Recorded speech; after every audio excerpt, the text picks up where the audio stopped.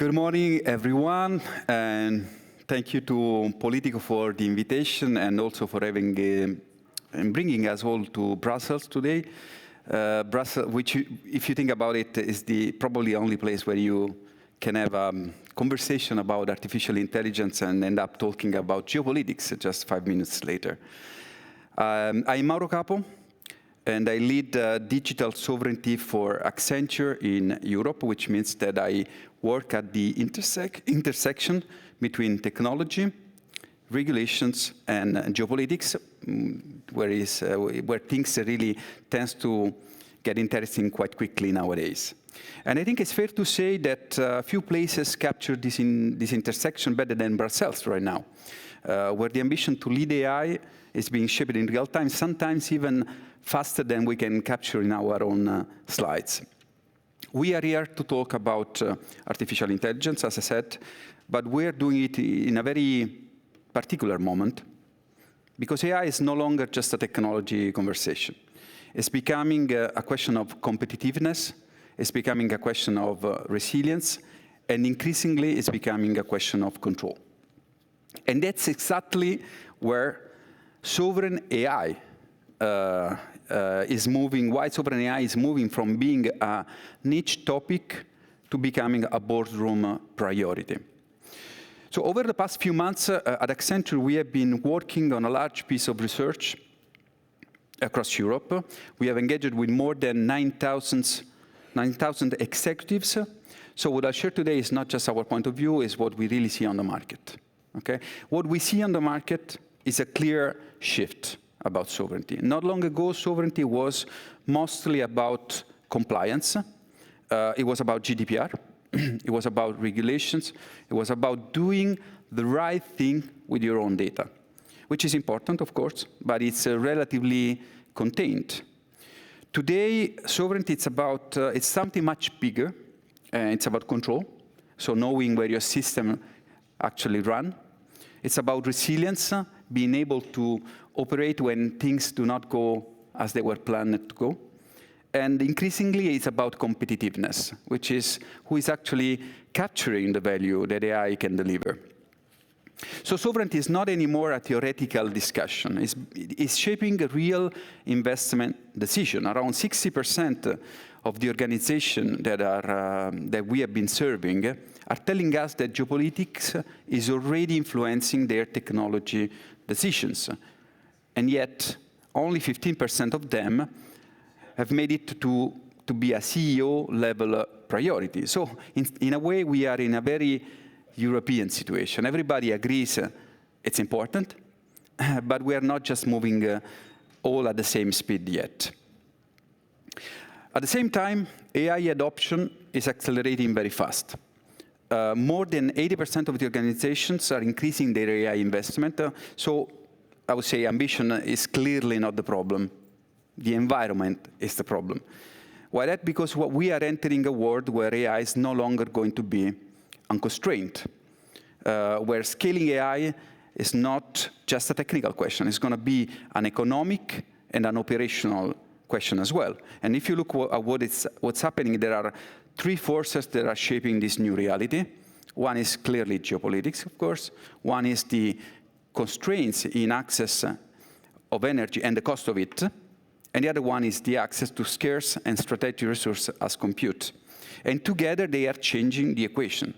Enterprise companies, our clients' organizations are asking not anymore just how do I scale AI fast, but how do I scale AI in a way that is going to be efficient, sustainable, and is and will be under control. Because in the future, we will not have less AI. We will need to have better, smarter AI. So how does Europe play in this? Because this is where the conversation typically tends to become, how to say, a bit pessimistic. And yet, this is where there is a very real opportunity. Because today, only 20% of the organization are telling us that they see sovereignty as a way to gain competitive advantage. For most, it still feels like a constraint. But I think that's exactly the point, because Europe has a very distinctive strength. We may not compete on hyperscale, but we are extremely strong where AI actually becomes real. on industries, in complex operations, in regulated environment. And in this context, in these environments, AI is not about being a generic capability. It's about solving very specific, high-value problems, which on the market is driving, and we see that on the market is driving a very interesting evolution. We see that alongside large models, we see more and more specialized AI, domain-focused AI, efficient AI.